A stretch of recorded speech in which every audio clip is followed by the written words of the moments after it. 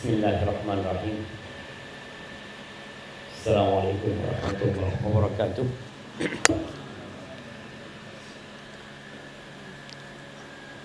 Ana heran ya, kenapa kok jauh dari ustadznya semua gitu ya? Kayak ustadznya kayak sendirian di sini tuh. Jangan deket-deket sama ibu-ibu, antum maju ke depan, antum jamaah seperti itu. Nah, loh. Insya Allah kan aman nih Pak Jonan kan? Suci kan? Iya. Ya kalau gini kajian sungguhan. Kalau tadi nonton ustadznya antum di sana, ustadznya ditonton.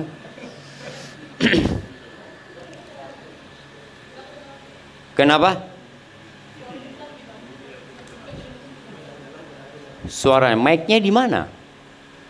Mic-nya cuma di luar. Di dalam nggak pakai mic. Oh, masya Allah.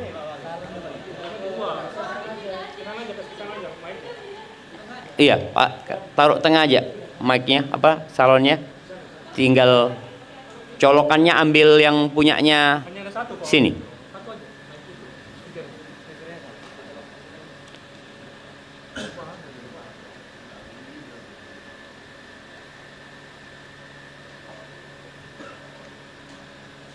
Jadi yang terpenting itu mak-mak sebenarnya.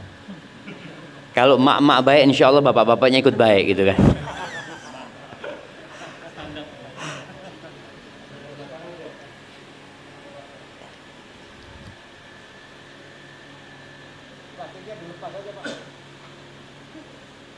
Bismillah. Loh, udah dicolok sudah. Ibu-ibu dengar? Taib.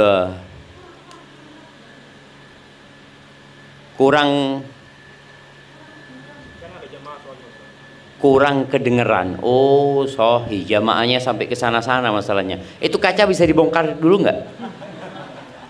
Ya, Mas. Iya, sudah dengar ibu-ibu? Oh, bukan yang sini dengar, yang sono. Pertanyaannya, yang sebelah kanan dengar? Dengar apa tidak?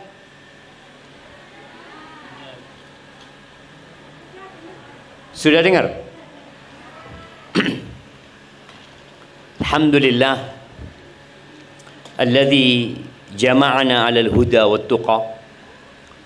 Segala puji bagi Allah Azza wa Jalla yang mengumpulkan kita di atas petunjuk dan ketakwaan kepada-Nya. Allahumma salli wa sallim ala abdika wa rasulika Sayyidina wa maulana Muhammadin wa ala alihi wa ashabihi ajma'in. Ya Allah, semoga salawat dan salam, berkah dan nikmat senantiasa Engkau curahkan untuk hamba kekasih-Mu, untuk baginda Nabi kita Muhammad alaihi salatu wassalam, untuk keluarga beliau, untuk istri-istri beliau, untuk putra-putri beliau, dan untuk seluruh sahabat Nabi. Semoga Allah meridhai kita bersama mereka. Amma ba'd. Hari ini tanggal berapa jemaah? Tanggal berapa? Tanggal berapa? Tanggalnya umat Islam. Oh, pengajian tanggalnya. Ini tanggalnya wong Islam. Malam 19 kita insyaallah jemaah. 19 Rabiul Awal 1447 Hijriah. Kita mau berbicara tentang bagaimana mempersiapkan diri untuk akhirat. Karena sesuai dengan penilaian kita tentang akhirat, sesuai dengan itu pula persiapan kita. Berapa sih nilainya akhirat buat antum?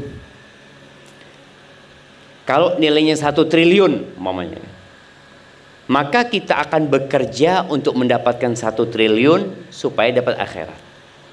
Contoh mobil, kita tahu kita suka sama mobil ini berapa harganya?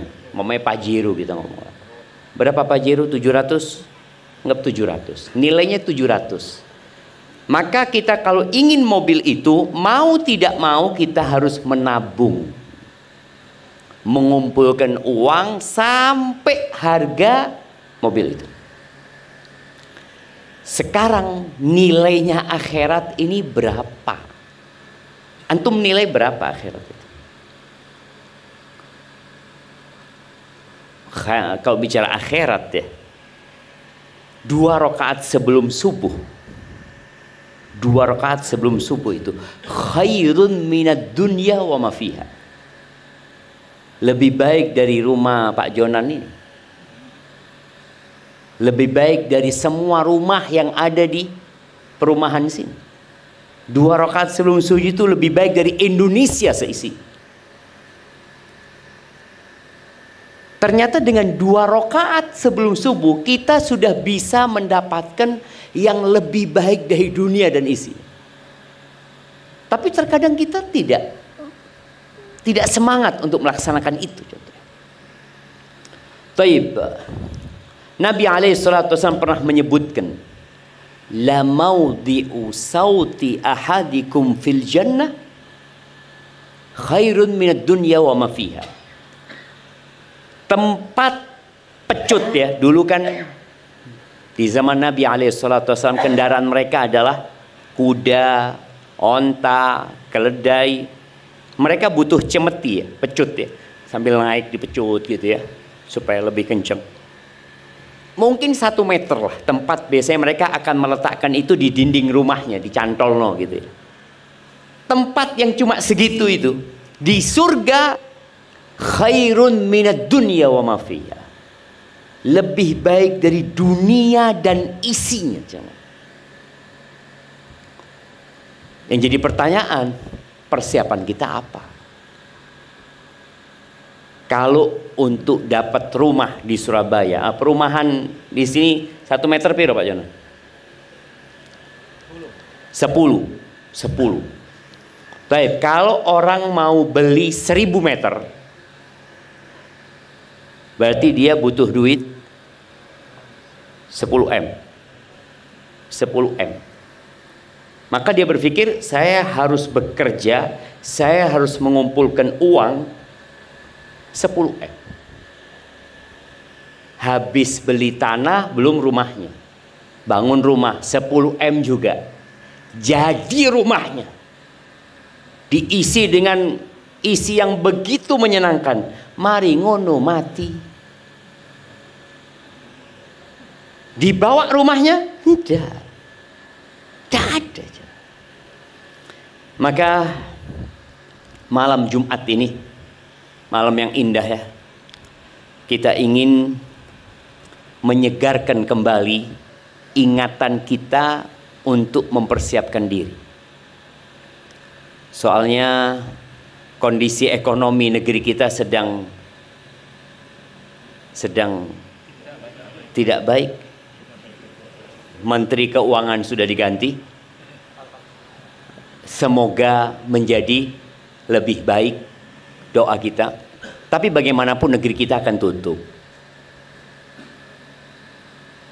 Iya, nanti nggak ada lagi yang namanya Indonesia. Indonesia hanya cerita sementara. Maka yang perlu dipikirkan oleh manusia adalah kehidupan yang kekal dan abadi yang selama-lamanya. Yang kata Allah Azza wa Jal, fiha ma tashtahihil anfus. Kalau bicara kehidupan akhirat itu, di sana ada semua yang diinginkan oleh jiwa. Apa senengnya kita Allah kasih. Di dunia enggak.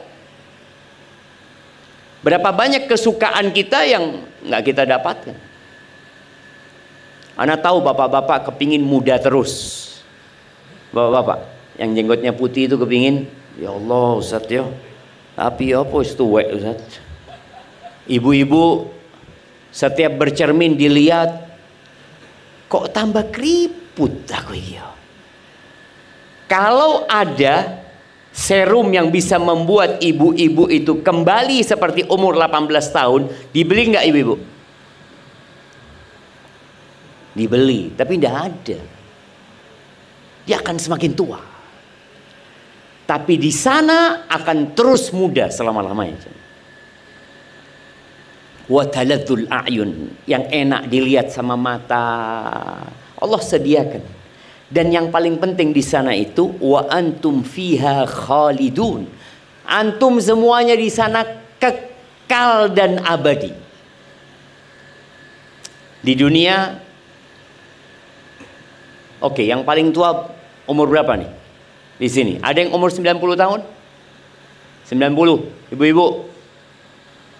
Yang lebih mati duluan itu ibu-ibu apa bapak-bapak? Hah? Bapak-bapak loh. Antum lihat ya, lebih banyak janda apa duda? Janda di sini kan? Ini ada saksinya, ibu. Ada saksinya. Nah, bojone mati, mati meneng. Ibu-ibunya masih hidup. Subhanallah tadi lihat. Jadi kalau dilihat, mungkin yang umurnya lebih tua-tua banyak emak-emak ya. Tapi juga emak-emak akan mati. Semua nunggu antrian.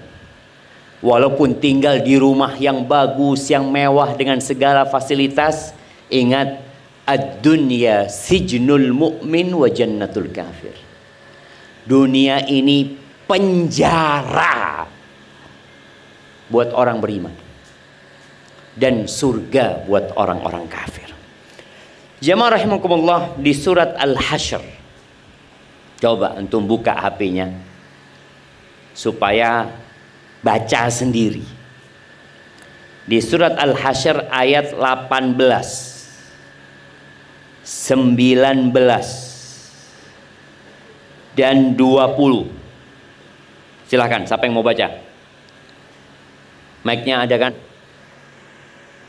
Nah, monggo dibaca 3 ayat ini. Surat Al-Hasyr ayat 18, 19, 20.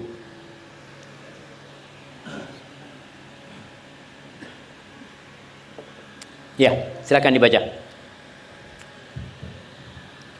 Ya ayyuhalladzina amanu taqullaha wal tanzur nafsum ma qaddamat lighad wattaqullaha innallaha khabirun bima ta'malun. Wala takunu kalladzina nasullaha fa'ansahum anfusahum ulaika humul fasiqun. La yastawi ashabun nari wa ashabul jannah. Ashabul jannati humul faizun. Ya, artinya. Baca artinya.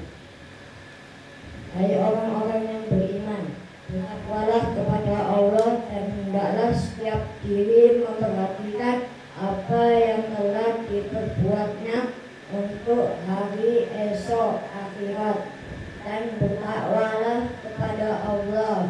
Sesungguhnya Allah Maha mengetahui apa yang kamu kerjakan. Dan janganlah kamu seperti orang-orang yang lupa kepada Allah, lalu Allah menjadikan mereka lupa kepada mereka sendiri. Mereka itulah orang-orang yang fasik. Tidaklah sama penghuni-penghuni neraka dengan penghuni-penghuni surga. Penghuni-penghuni surga itulah orang-orang yang beruntung. Barakallahu fiik ya. Allah Azza wa Jalla memanggil orang-orang yang beriman. Ya ayyuhalladzina amanu. Di Al-Quran itu ada 89 kali Allah memanggil. Kenapa diulang-ulang jemaah? Karena memang manusia itu pelupa. Abu Bakar As-Siddiq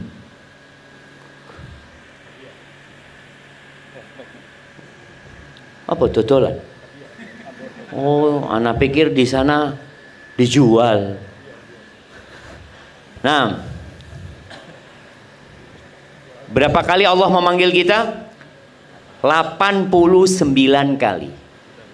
Ya ayyuhalladzina amanu, ya ayyuhalladzina amanu, ya ayyuhalladzina amanu. Nanti di tengah-tengah itu ada panggilan ya ayyuhan nas, wahai manusia. Ada panggilan lagi ya ayyuhal insan, wahai insan. Karena kita memang sering lupa aja. Dulu saja Abu Bakar As-Siddiq, ini orang nomor 1 setelah Nabi kita Muhammad SAW di umat ini. Abu Bakar lagi berjalan kaki melewatin rumahnya sahabat yang bernama Hamdalah. Hamdalah ini keluar rumah ngomong dia, nafaqo Hamdalah, nafaqo Hamdalah, munafik Hamdalah ini kata dia. Munafik Hamdalah. Dia menyebut tentang dirinya. Loh, kata Abu Bakar, gimana kau berani ngomong kayak gitu? Iya, kata dia. Kita tuh kalau lagi bersama Nabi alaihi salatu wassalam, dikasih nasihat sama Nabi alaihi salatu wassalam, kayaknya surga di depan kita. Kayaknya kita mau masuk surga. Semangat. Tapi kalau sudah pulang, ketemu sama istri, ketemu sama anak, ngurusi urusan pekerjaan, mulai lupa gitu. Kata Abu Bakar, loh sama, bukan cuma kamu, sama, saya juga kayak gitu. Artinya kita kalau sampai rumah nih, habis kajian gini ya, orang kajian betul katanya Ustadz itu, pulang pegang HP, wis lali meneng, nonton ini, nonton yang nggak bermanfaat. Maka akhirnya Abu Bakar dan Hamdalah radhiyallahu anhuma berangkat menjumpai Nabi alaihi salatu wassalam, dan beliau menyampaikan itu wajar. Makanya saatan ya Hamdalah. Tadi setelah kita sibuk sama dunia, ya sudah ngurusin urusan akhirat. Jangan semua dipikirkan akhirat, jangan semua memikirkan dunianya saja. Akhiratnya kalau ada waktu. Sebagian kita seperti itu. Akhirat itu sampingan. Sholat itu kalau ada waktu. Taib, Allah mengatakan di sini, wal tanzur nafsum ma qaddamat lighad. Hendaklah setiap jiwa itu memperhatikan apa yang telah dia persiapkan untuk hari esok. Ingat ya, dunia ini nggak punya masa depan. Apa masa depannya antum? Nggak ada. Ya sering ana sampaikan, mana Bung Karno? Mati. Padahal sempat jadi presiden. Mana Soeharto? Mati. Setelah Soeharto siapa? Habibie. Kemana Habibie? Mati. Habis Habibie siapa? Gus Dur. Kemana Gus Dur? Ya mati. Habis Gus Dur, Bu Mega. Mana suaminya Ibu Mega? Mati. Terus habis Ibu Mega, SBY. Mana istrinya SBY? Mati. Siapa? Tidak ada. Artinya bagaimana seorang istri tinggal mati oleh suaminya yang dia cintai? Sedih dia. Bagaimana SBY ditinggal mati oleh istri yang dia cintai? Sedih. Itu sebagai pelajaran buat kita, nggak punya masa depan dunia. Dan dunia ini tidak bersahabat dengan siapapun. Dengan para nabi, tidak ada. Mati semua nabi. Nabi Sulaiman mungkin sempat menjadi raja yang tidak tertandingi. Yo mati Nabi Sulaiman. Itu dunia. Maka hendaklah kita mempersiapkan diri untuk hari esok. Bicara masa depan. Kapan masa depan kita? Ya setelah kematian. Itu baru masa depan. Dalam sebuah hadis yang diperselisihkan kesahihannya, Nabi SAW mengatakan, al-kayyis man dana nafsahu wa amila lima ba'dal maut. Orang yang cerdas itu, orang yang IQ-nya tinggi. Siapa? Yang suka bermuhasabah, ngitung-ngitung dirinya. Makanya orang-orang cerdas di dunia ini ada istilah tutup buku. Ada istilah evaluasi. Dia mengevaluasi setahun ini keuntungan kita berapa. Kita rugi. Kenapa kok kita rugi? Omset naik, tapi kok rugi kita? Orang cerdas itu akan selalu melakukan evaluasi terhadap usaha dia. Ini urusan dunia ya. Tapi ternyata untuk orang cerdas yang sebenarnya, dia melakukan evaluasi terhadap dirinya. Contoh, hari ini ana baca Quran berapa juz ya? Kok juz susah? Sak lembar aja tidak sampai.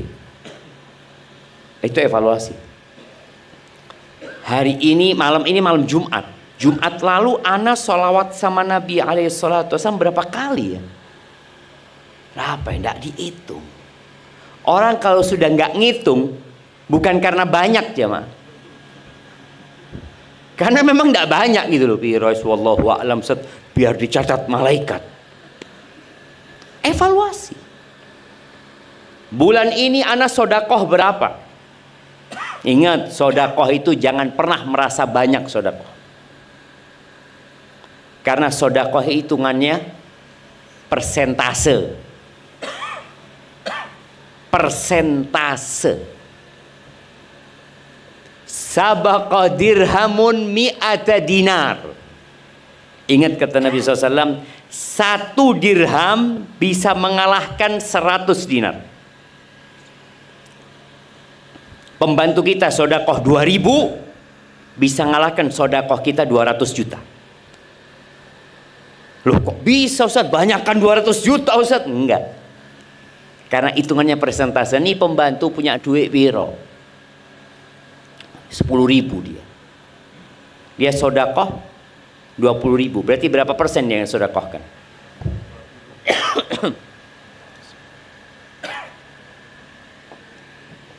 Alhamdulillah. 20%. Bapak sodakoh 200 juta. Duitnya berapa? 200 miliar. Berapa persen? 1%. Berarti lebih kaya siapa? Pembantunya. Lo lihat coba. Kata Nabi SAW, ini orang yang sedekah 1 dirham, dia hanya punya 2 dirham. Kita tahu ya, ada masyarakat yang hidup hari itu untuk hari itu. Jadi dia kerja, dapat gaji umpamanya, dapat uang, upah dia, dapat upah, anggap 100.000. Kemudian 50.000 dia sodakohkan. Berarti yang dia sodakohkan berapa? Setengah hartanya. 50%. Sedangkan yang 100 dinar tadi, 100 dinar ini jamaah 425 gram. Berarti berapa juta? Ya sekarang kayaknya 900-an. Iya. Atau 850 lah. 2 juta sekarang. Tuh, kali 2 juta. 850 kok 2 juta. Dia sodakoh 850 juta. Tapi dari uang setumpuk yang ada di gudangnya. Tidak ada apa-apanya gitu. Dia ngambil sedikit, sudah banyak dia kasihkan. Maka tadi sama, jangan pernah merasa banyak. Kalau kepingin ngelihat, jangan ngelihat yang dikeluarkan, ngelihat yang disisakan. Jadi kalau sedekah itu ngelihat, kalau ngeluarkan dompet ya 100.000, lihat sebelahnya perak 5.000. Aku 1.000. Itu dompetnya cuma 10.000.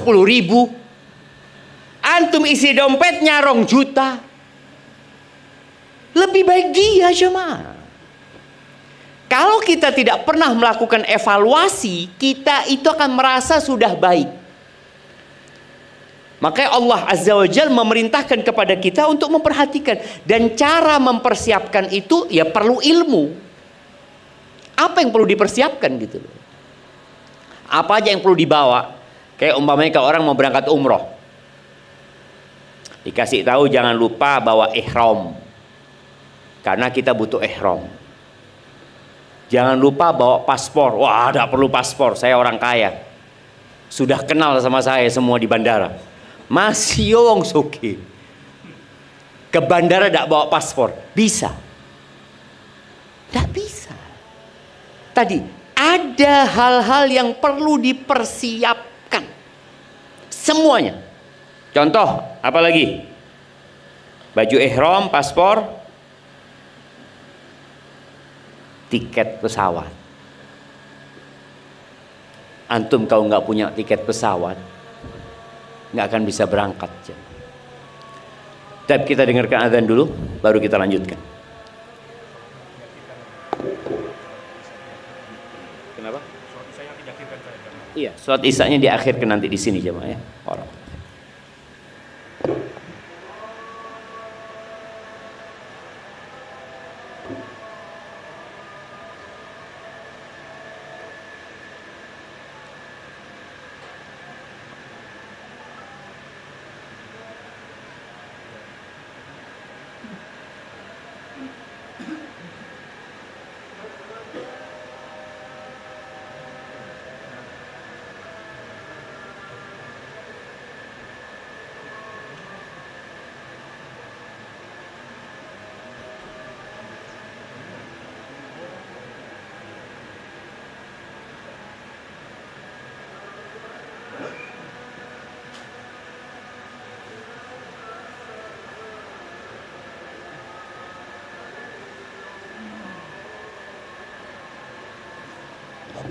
Kayaknya mungkin perlu ada yang azan di sini jemaah.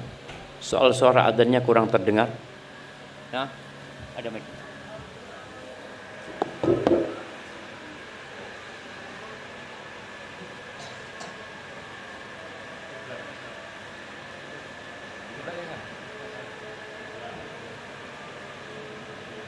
Allahu Akbar, Allahu Akbar. Allahu Akbar, Allahu Akbar. Asyhadu an la ilaha illallah.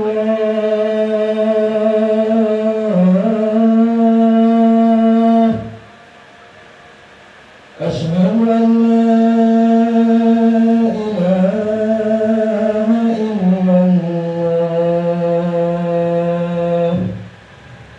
Asyhadu anna Muhammadan Rasulullah.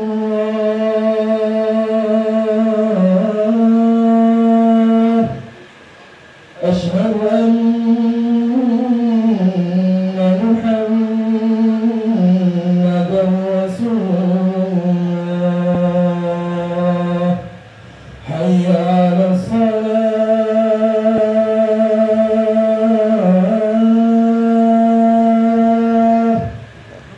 Hayya 'alas salah.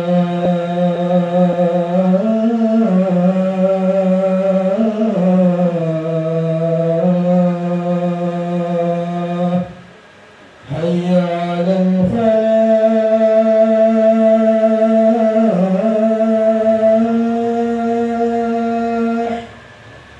Hayya 'alal falah.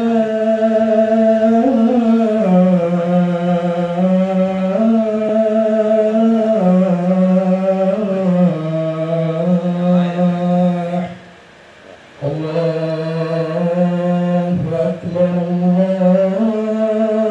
Allahu Akbar. La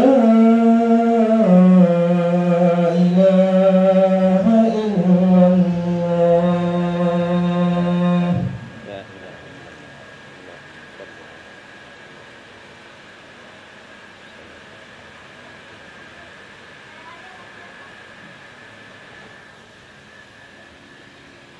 Allahumma salli wa sallim ala Muhammad.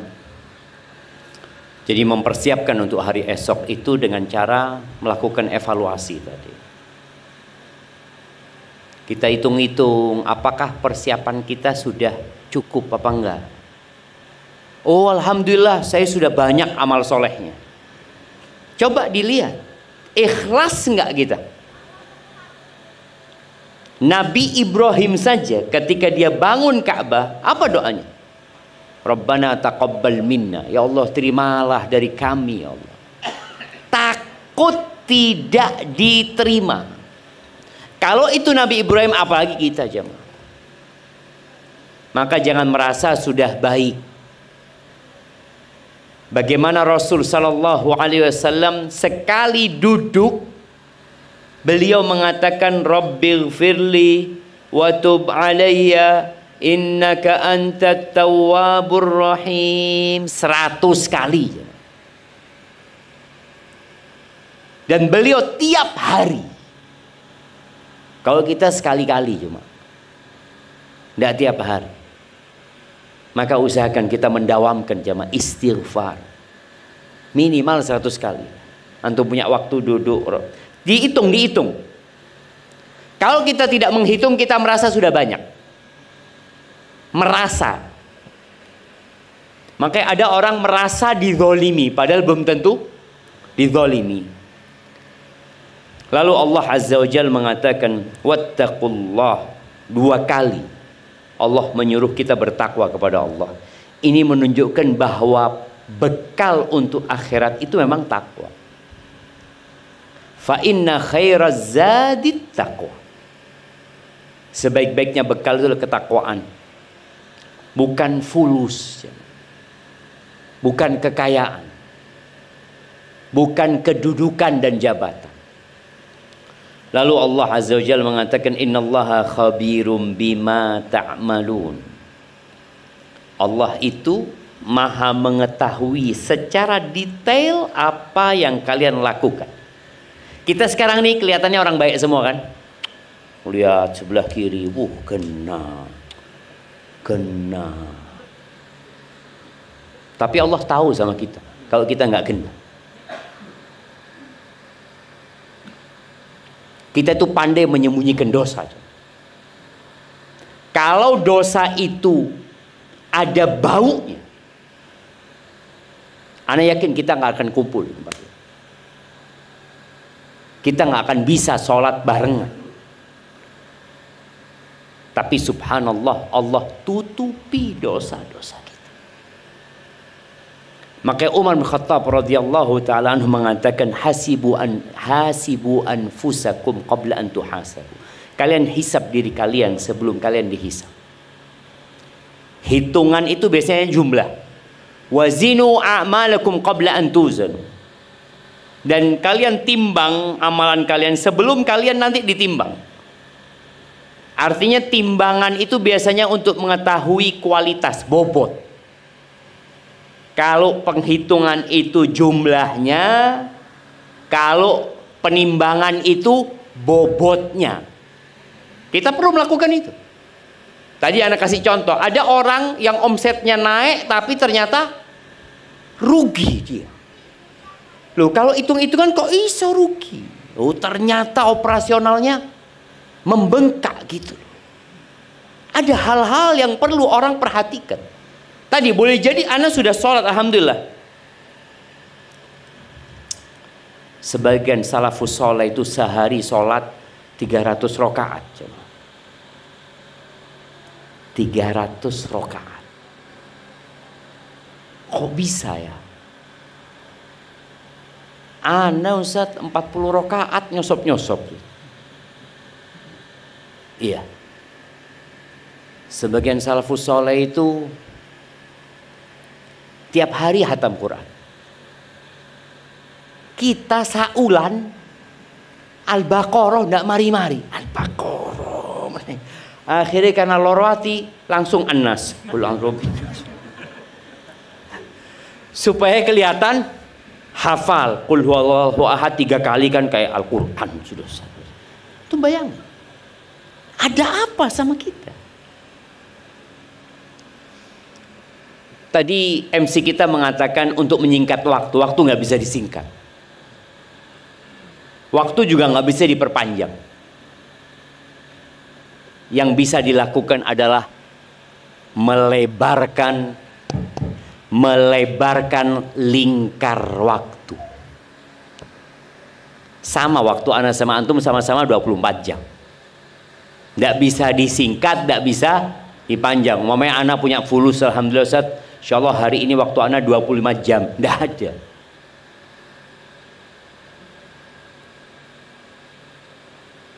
Tapi dilebarkan lingkar waktu bisa. Salah satunya dengan silaturahim umpamanya. Jadi berkah waktunya. Terus terang pengalaman anak ya. Anak bicara pengalaman buruk ya. Anak itu kalau pegang HP kemudian anak baca Quran, satu halaman itu terasa panjang jemaah, masya Allah ya. Tapi kalau sudah nonton short, nonton TikTok atau Reels, itu sak jam, loh kok wis sak jam? Antum bisa bayang? Satu lembar yang cuma 5 menit terasa panjang sekali. Itu berkah. 1 jam nonton yang seperti 1 menit, itu hilangnya keberkahan. Dan sekarang manusia akalnya itu semakin tumpul. Nggak bisa lagi lihat yang panjang-panjang. Dulu orang kalau nonton bioskop itu nonton film di bioskop ya, bisa filmnya itu dicepatkan. Ngomong cepet no ngantuk guys. Gak bisa. Dia 1 jam setengah, 1 jam setengah. Tapi sekarang orang nonton baru 5 menit atau dipindah ke menit 12. Baru menit 12, aduh ketahuan nih, menit 20. Terakhir, ya apa sih terakhir ceritanya? Wis terakhir. Iya, tumpul sudah akalnya. Jadi dia nggak mampu lagi. Ini tadi waktu yang tidak berkah. Maka bagaimana kita membuat waktu kita berkah? Ya, salah satunya bermuhasabah tadi. Tapi nimbang, kata Umar, setelah engkau jumlahnya, timbangannya, bobotnya, kemudian kata Umar bin Khattab radhiyallahu anhu, wa tazayyanu liyaumil ardil akbar. Dan kalian jangan lupa berhias ya. Pakai baju yang bagus, rambutnya disisir yang bagus, pakai parfum, pakai sepatu yang indah, jamnya jangan lupa. Untuk kapan? Untuk pameran terbesar. Nanti akan ada pameran yang dihadiri oleh cucu-cucu kita, anak kita, diri kita, bapak kita, embah kita, Nabi Adam juga hadir di pameran itu.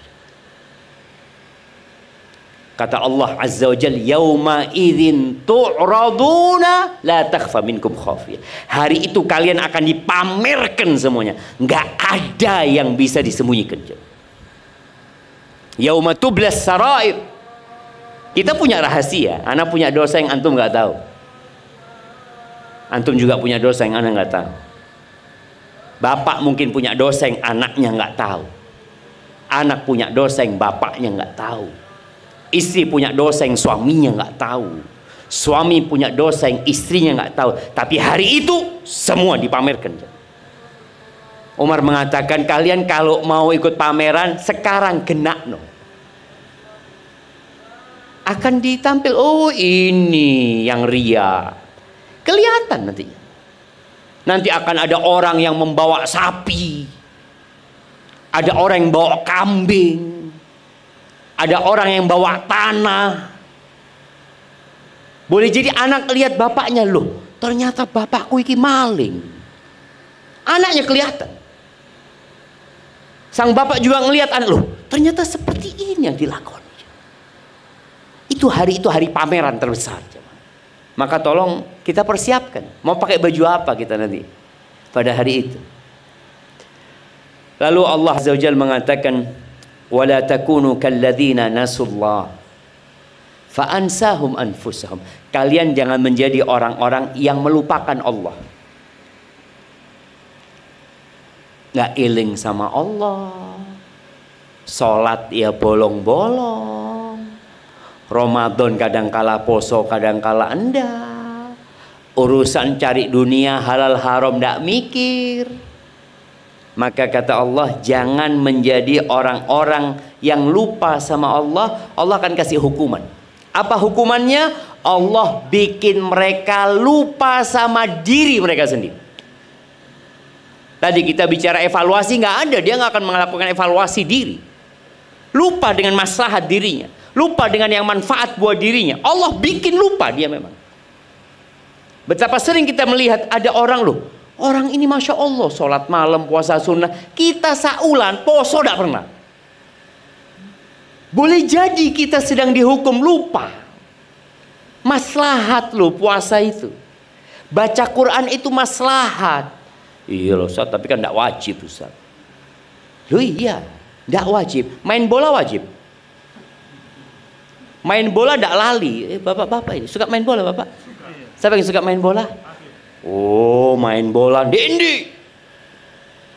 Nggak, tuh saya di Bandung Ustaz. Budalnya mah. Pengajian di Surabaya, aduh kesel ya orang. Kita lihat dia. Boleh jadi itu hukuman dari Allah siapa? Untuk yang maslahat kita tidak bisa. Bahkan kita dibisikin, oh, itu kan tidak wajib, kan cuma sunnah. Tapi untuk yang mubah, dan pahala nih, kita bisa melakukan hal itu. Kita perlu berpikir, apa? Oh ya. Boleh jadi kita sedang dihukum sama Allah Azza wa Jalla. Ada seorang datang kepada Hasan al-Basri. Kisah ini banyak ditanyakan kepada salafus soleh ya. Ada satu mengatakan, aku ini kenapa ya kok nggak bisa sholat malam ya? Padahal niat ada. Dan persiapan sudah matang, air wudhunya dipersiapkan ya, mungkin sejadahnya dipersiapkan. Aku kepingin sholat malam, tapi tetap tangini adzan subuh. Ada ibu-ibu, padahal pasang alarm ya. Alarm jam berapa? Ibu biasanya pasang jam 2, setengah 3. Bangun setengah 5 tetap jamaah. Loh, perhatikan, boleh jadi terjadi sama kita. Tahu kita, oh nambah 5 menit. Nambah 5 menit adzan subuh. Padahal waktu yang paling mahal dalam hidup kita itu sepertiga malam. Paling mahal dalam hidup kita. Tapi sering waktu itu kita tidak manfaatkan. Sekali lagi boleh jadi kita sedang dihukum sama. Ini orang yang bertanya kepada Hasan al-Basri. Apa kata Hasan al-Basri? Karena dia melihat kenapa orang lain bisa, aku kok tidak bisa. Padahal kalau bicara capek, kerjanya orang itu capek, dia kuli, keringetan namanya. Tapi kok aku nggak bisa? Kata Hasan al-Basri, qayyadatka dunubuka. Engkau dirantai sama dosa-dosa. Ketaatan itu melahirkan ketaatan. Dosa melahirkan dosa. Maka tolong jangan sampai kita lupa sama Allah. Maka kalau habis berbuat dosa itu, apa kata Nabi SAW? Wa atbi'is sayyi'atal hasanah tamhuha. Kalau habis berbuat dosa, ikuti dengan kebaikan, akan dihapuskan insyaallah dosa-dosa. Makanya dengan istighfar, dengan berzikir ya. Dan Allah katakan wala takunu kalladzina nasullah fa ansahum anfusahum ulaika humul fasiqun. Orang-orang yang disibukkan dengan dunianya kemudian lupa sama Allah, mereka adalah orang-orang fasik sebenarnya. Kemudian di ayat 20 Allah mengatakan nggak sama loh, penghuni neraka dengan penghuni surga nggak sama. Kalau sekarang di dunia kadang-kala kita melihat kok yang sukses ya sembahyang tidak pernah Ustaz. Anak punya tonggo itu Ustaz, maling Ustaz. Ramadan tidak puasa, tapi fulus Ustaz. Kita kan di dunia kadang-kala melihat kayaknya orang ini orang yang bahagia sekali, enggak jam. Enggak sama. Jadi penghuni surga dan penghuni neraka di dunia saja enggak sama. Tadi kita sudah bicarakan nilai dunia itu seperti apa sih sebenarnya? Ternyata 2 rakaat sebelum subuh lebih baik dari dunia dan isinya. Kenapa kita rebutan dunia terus? Nggak rebutan akhirat. Taib, yang terakhir, nanti pada hari kiamat yang pertama dihisab itu adalah sholatnya. Jadi sebelum sodakoh, sholat. Ada orang rajin sodakoh tapi nggak rajin sholat. Kata Nabi SAW, kalau sholatnya benar, insya Allah yang lainnya benar. Kalau sholatnya nggak benar, karena ada orang nggak sholat tapi puasa. Pernah tuh mendapatkan Ramadan biasanya buka bersama. Ana pernah beli ayam goreng waktu itu, karena kita pesen buat buka bersama, tahu-tahu udah dikirim jamaah. Padahal jamaah sudah nunggoni ya. Akhirnya kita beli sampai adzan maghrib di sana nunggui orang pada berbuka. Kita karena sudah adzan ngomong ada musolanya ada. Akhirnya sholat kita. Tanya sama pegawai, Mas ini buka bersama tiap hari? Iya Pak Ustadz, tiap hari. Loh orang-orang tidak sembahyang? Enggak. Sampai isya. Jadi buka sampai isya. Karena mereka cuma buka bersama. Kan apa ya, ada kesenangan buka bersama itu kan. Karena juga ada bapak-bapak yang melok sahur, melok buka, tapi tidak poso. Jadi waktunya sahur, bismillah. Sampai kantor, yo mangan gitu loh. Waktu ini buka. Tapi ada orang yang puasa tapi nggak sholat. Boleh jadi puasanya main-main saja. Ada orang sodakoh tapi nggak sholat, boleh jadi sodakohnya riya aja. Tapi kalau sholatnya benar, insya Allah yang lainnya benar. Dan jamaah sholat itu mudah, cuma 5 waktu. Antum bayangin ya, orang kerja berapa jam sehari? Ya kalau aturan internasional 8 jam. Sholat berapa jam? 6 jam? Daon, 15 menit. Subuh berapa menit? 5 menit lah. Imamnya panjang ya kita pindah masjid, tidak apa-apa gitu kan. Iya tidak apa-apa jemaah. Ketahuan imamnya Ustaz. Tidak apa-apa. Artinya kan yang penting sholatnya 2 rakaat gitu kan. Subuh cuma 2 rakaat gitu. Kemudian zuhur 4 rakaat. Asar 4 rakaat. Maghrib 3 rakaat. Isya 4 rakaat. 17. Kalau per waktu sholat 10 menit, anggap 10 menit. 10 kali 5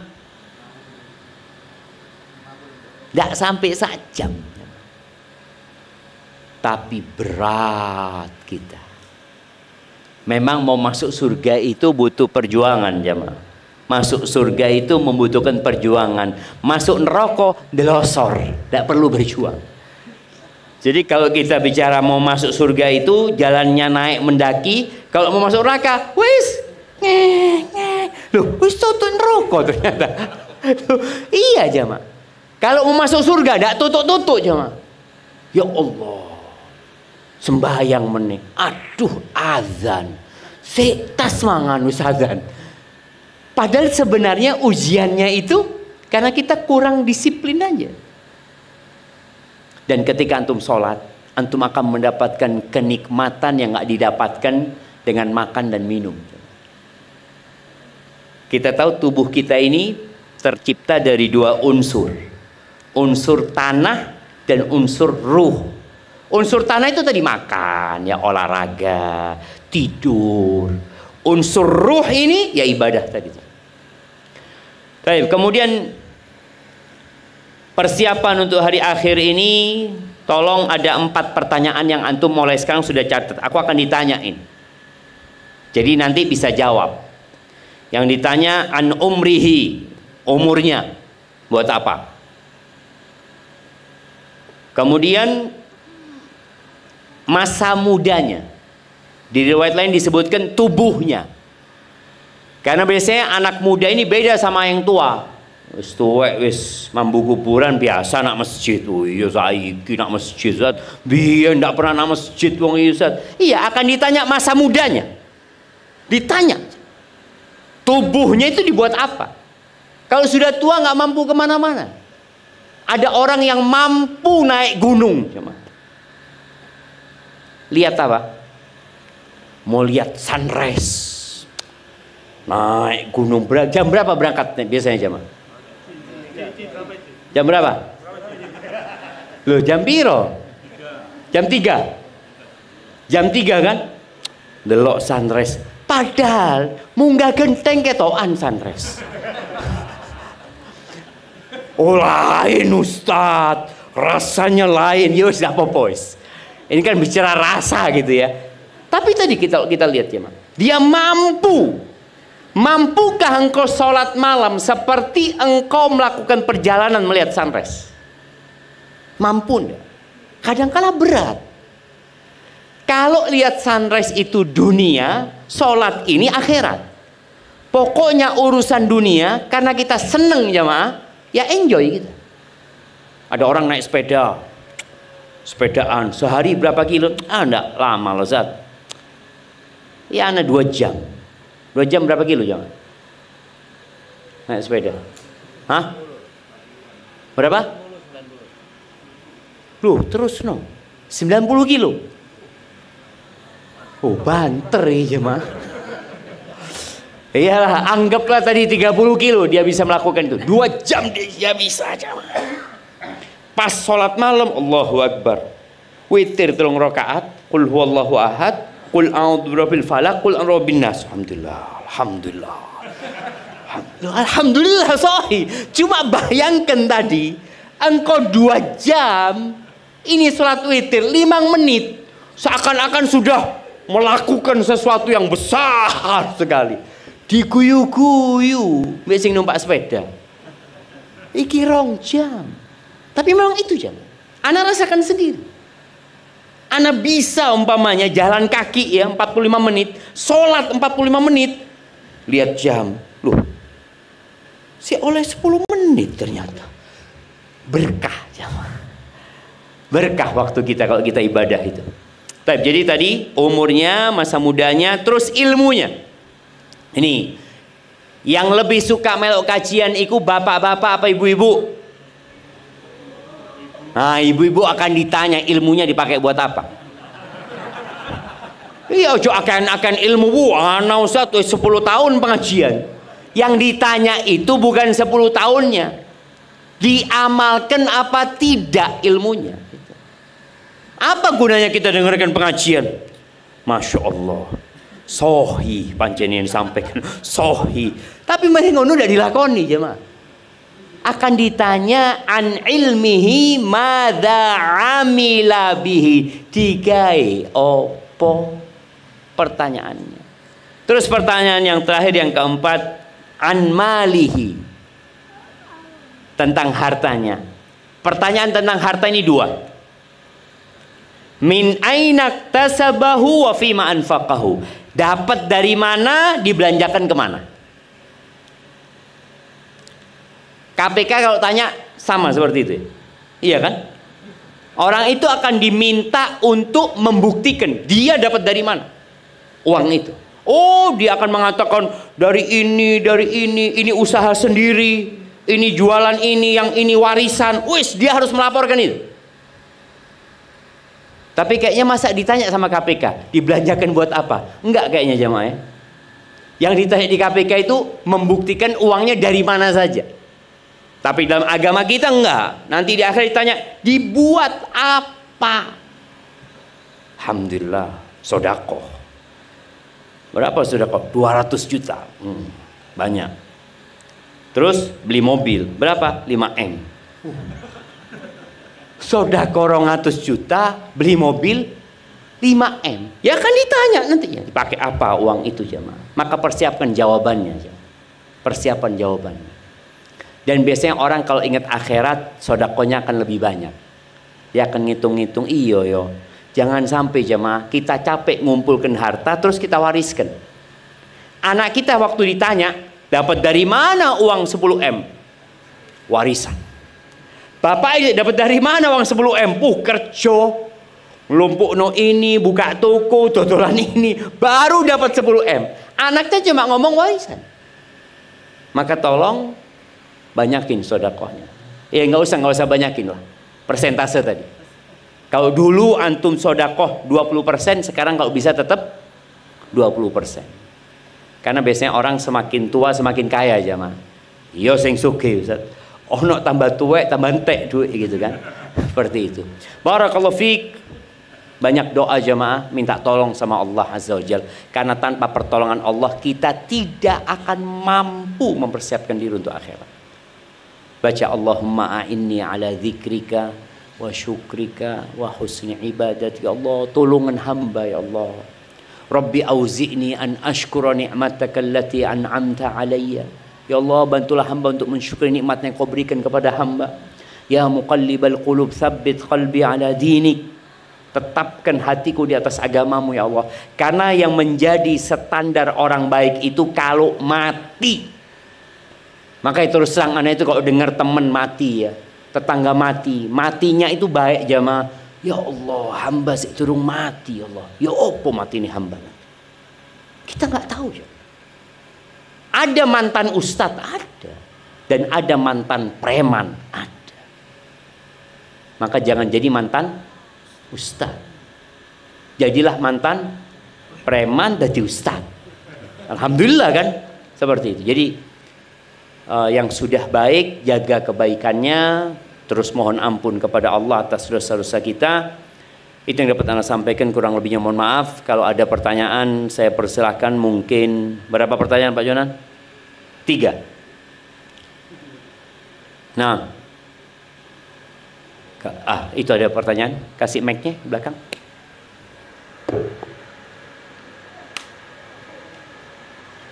Assalamualaikum. Waalaikumsalam warahmatullahi wabarakatuh. Untuk sholat ini kan susah sekali untuk kita bisa khusyuk. Saya pernah mendengar kalau untuk menghilangkan kita susah khusyuk itu adalah sholat berjamaah di masjid. Itu apakah benar kata-kata itu?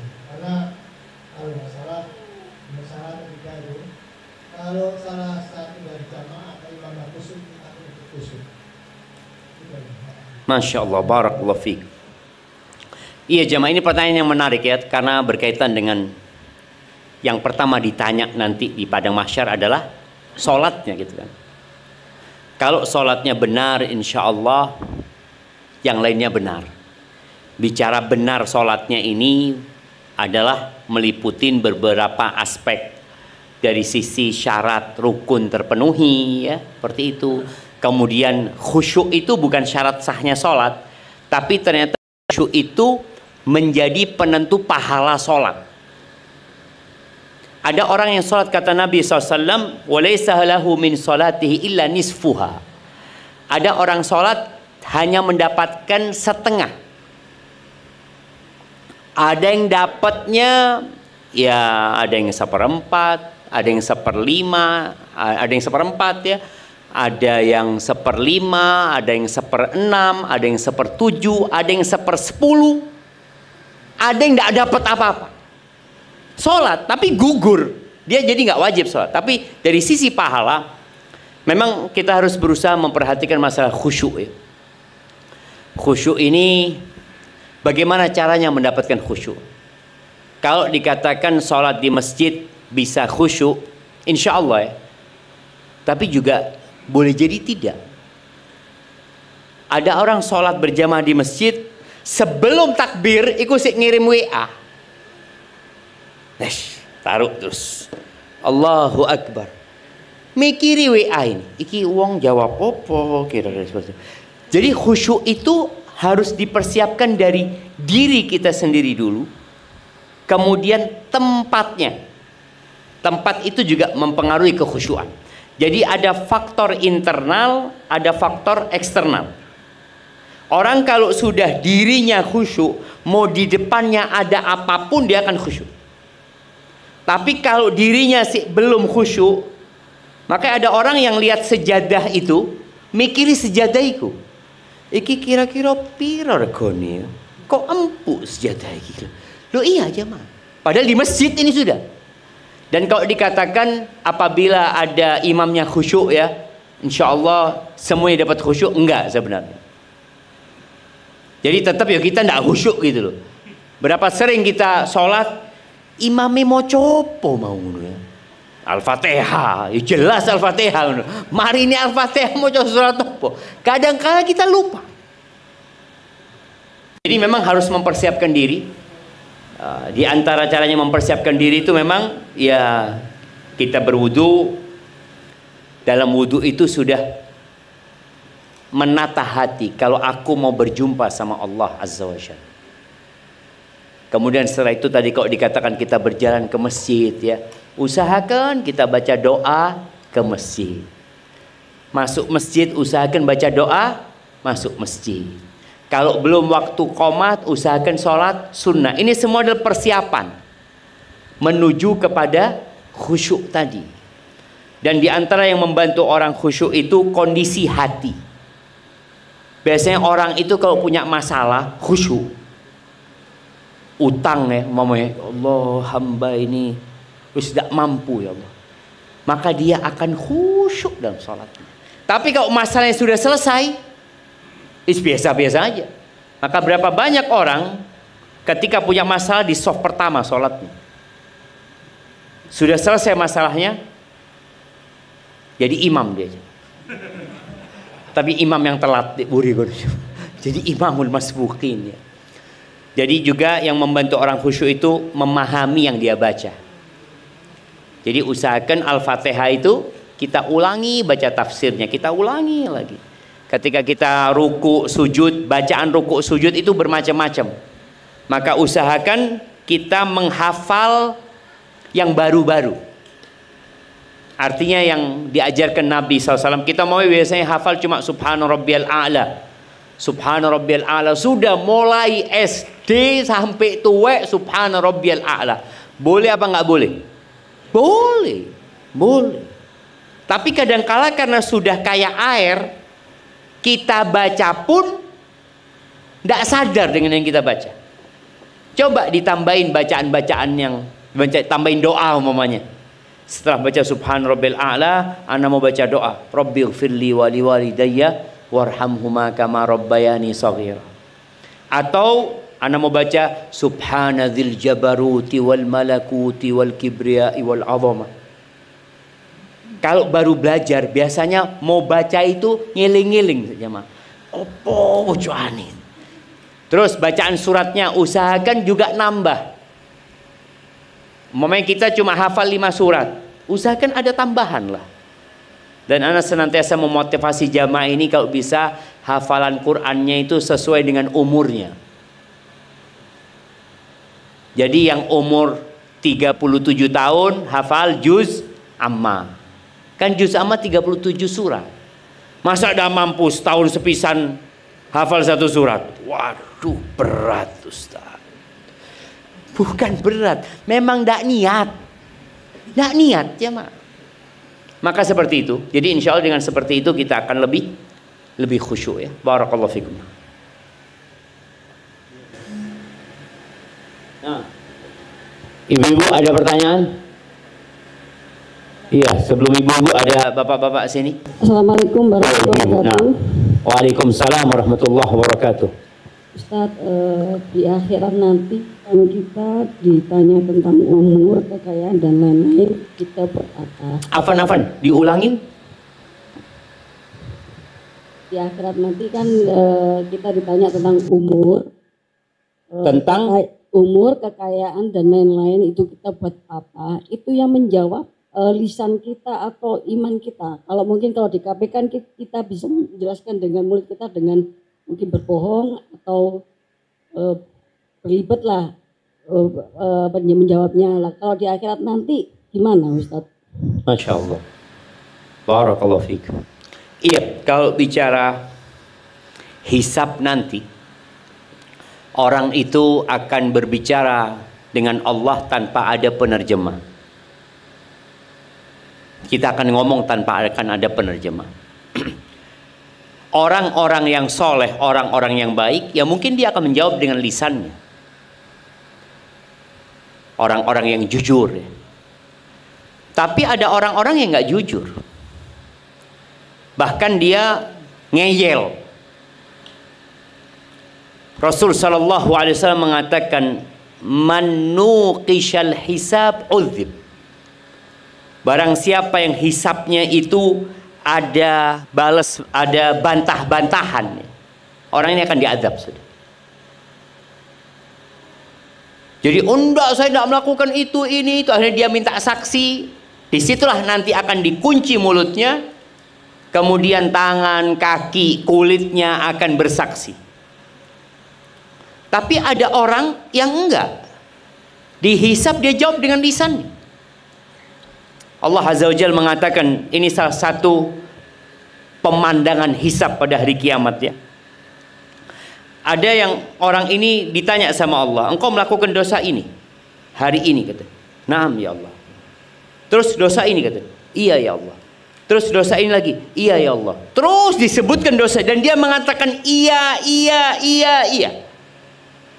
Lalu Allah Azza wa Jalla mengatakan kepada orang ini belum semua dosanya, jemaah. Setelah selesai, Allah mengatakan kepada orang ini, satartu laka fid dunya wa ghafartu lakal yawm. Dulu dosa-dosamu aku tutupi di dunia dan hari ini aku ampuni. Subhanallah. Maka orang yang ingin ditutupi dosa-dosanya, jadi sidang pada hari kiamat itu ada sidang terbuka, ada sidang tertutup. Ada orang-orang yang di sidang, nggak ada yang orang lain yang tahu. Cuma dia sama Allah Azza wa Jalla. Tapi untuk orang-orang yang suka ngomongin kejelekan orang lain ya, orang ini suka ya mengkorek-korek aibnya orang lain, Allah akan korek aibnya dia. Orang yang ria nanti akan Allah tampakkan hisabnya orang ini, supaya tahu ini orang ria. Maka hati-hati. Jadi kalau bicara hisab tadi ada yang tertutup.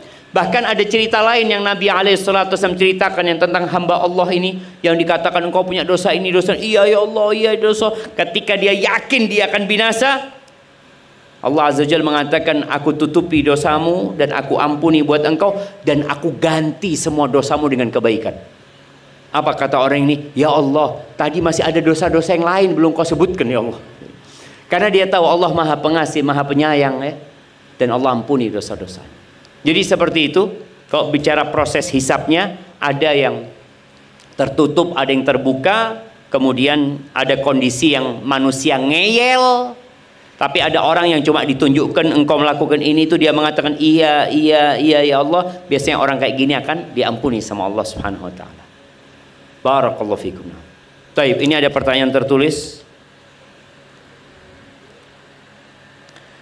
Bagaimana cara hati, jiwa kita selalu menjaga keteguhan hati dalam beribadah? Niat sudah ada tetapi lemah iman untuk mempraktekkan, terkadang berat dengan rutinitas pekerjaan rumah. Ya, yang seperti ini perbanyak istighfar. Karena tadi udah disebutkan yang menyebabkan tubuh ini lemah untuk melakukan ketaatan, dosa. Dan cara membersihkan diri dari dosa adalah bertobat dan beristighfar. Maka perbanyak istighfar, perbanyak tobat. Dan untuk, kalau yang bertanya ini ibu-ibu ya, Rasul SAW mengatakan, wala tajidul mar'atu halawatal ibadah hatta tuaddiya haqqa zawjiha. Kata Nabi SAW, wanita itu tidak akan merasakan, istri itu, kalau posisinya dia istri, dia tidak akan merasakan lezatnya, manisnya ibadah sampai dia menunaikan hak-hak suaminya. Karena ada perempuan-perempuan yang merasa ahli ibadah, tapi ternyata dia kurang memuliakan suaminya, kurang menghargai suaminya, kurang melayani suaminya, kurang nurut sama suaminya. Bukan nggak nurut ya, nurut, tapi kadangkala nggak nurut. Itu biasanya akan sulit merasakan tadi nikmatnya ibadah. Maka perbanyak istighfar. Dan kalau bicara dosa kepada suami, ya minta maaf sama suaminya. Dan biasanya istri itu kalau minta maaf kayak apa jemaah? Nah, Mas njaluk sepuro, aku njaluk sepuro, Mas lek duwe salah.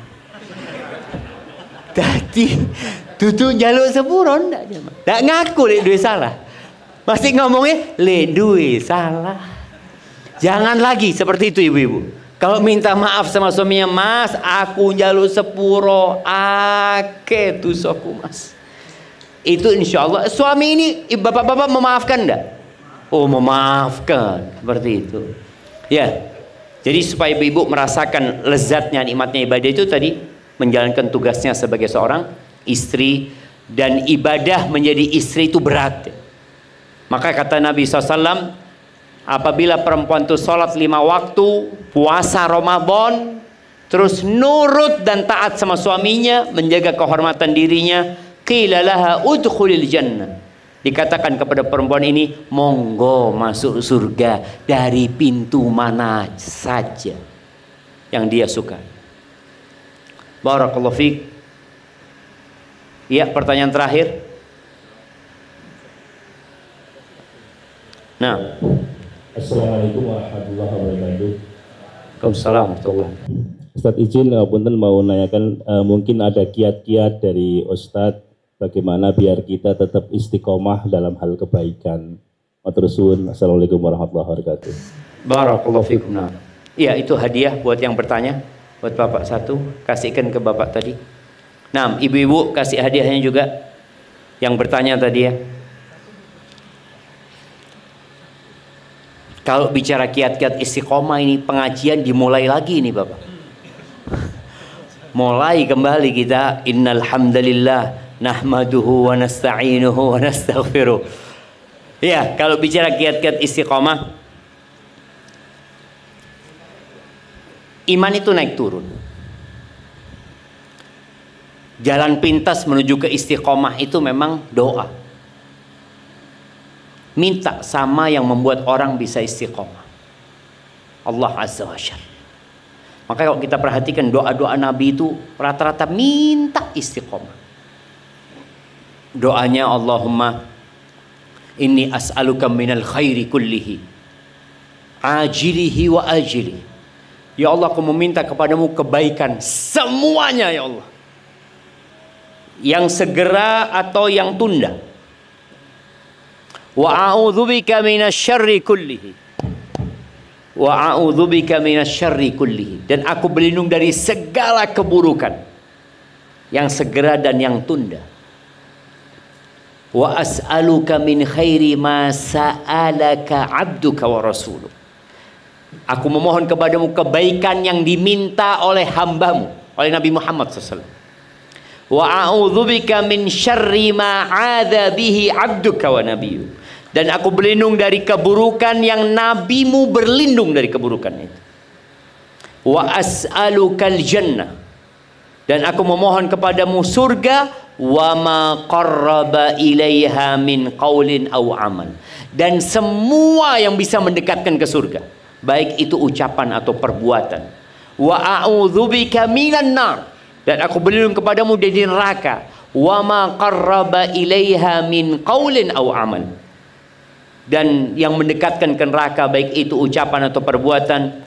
Wa as'aluka an taj'ala kulla qada'in qadaitahu li khairan. Dan aku memohon kepadamu agar semua takdirmu yang kau tentukan baik buat aku. Itu baca doa, doa-doa yang lainnya. Kemudian yang kedua agar istiqomah itu baca Quran. Paling tidak ya sehari 1 halaman, usahakan sama artinya. Kalau bisa 1 juz, masya Allah ya. Kita akan lihat nikmatnya hidup itu. Yang ketiga, zikrullah. Zikir ini amalan paling ringan.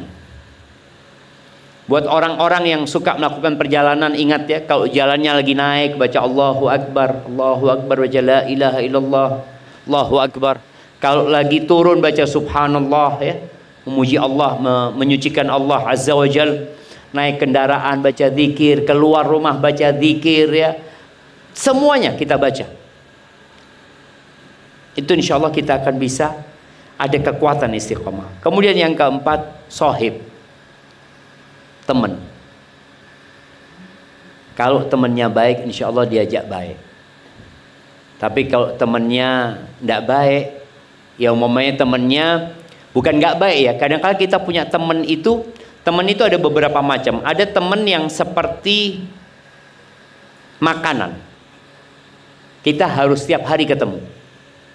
Jadi kalau bicara makanan, ana wis 7 hari tidak makan Ustaz. Yo mati gitu. Tadi ada kawan yang kita perlu ketemu tiap hari, seperti makan. Ada kawan ya yang seperti obat, kalau butuh saja. Kalau antum sering-sering ketemu kawan yang obat itu, overdosis nanti. Akhirnya jadi penyakit. Jadi kalau yang pertama itu seperti orang-orang soleh, ya orang-orang baik, yang kita ketemu hanya untuk bicara tentang ya akhirat, bicara tentang bagaimana menyelamatkan diri dari fitnah dunia. Kalau kedua ini biasanya teman-teman bisnis, butuh kita. Kita ketemu relasi kita apa, tapi jangan keseringan. Yang awalnya bisnis akhirnya jalan-jalan ini itu, akhirnya waktu kita habis. Yang ketiga ada teman yang kayak racun. Kalau kita ketemu sama dia ya sudah, kita akan rusak nantinya. Itu mungkin beberapa kiat jemaah. Barakallahu fiik. Mungkin itu menjadi pertanyaan terakhir ya dalam pertemuan kita kali ini. Yang benar dari Allah Azza wa Jalla, yang salah dari diri kita, dari ana sendiri. Allah dan Rasulnya terbebaskan dari kesalahan itu. Mungkin kita akan tutup dengan salat isya berjamaah. Subhanakallahumma bihamdika asyhadu an la ilaha illa anta astaghfiruka wa atubu ilaik. Assalamualaikum warahmatullahi wabarakatuh. Ana kembalikan ke MC kita.